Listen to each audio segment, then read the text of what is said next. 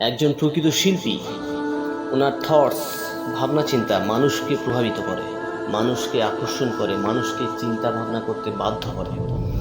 Example, উনি বলছেন, একদিন তোমারই নাম মসজিদে হবে এলান, একদিন তোমারই নাম মসজিদে হবে এলান, তৈরি থেকো তৈরি রেখো কবরের মাঝ সামান।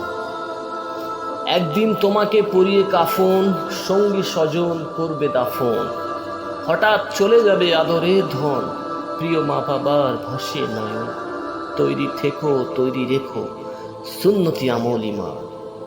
নামে সমন জারি হলে করবে আটক, বন্ধ হয়ে যাবে জীবন নাটক, বাহাদুরি থাকবে না দেহে যৌবন, ফুরিয়ে বসন্ত আসবে শ্রাবণ, তৈরি থেকো তৈরি রেখো কোরআনেই জীবন বিধান।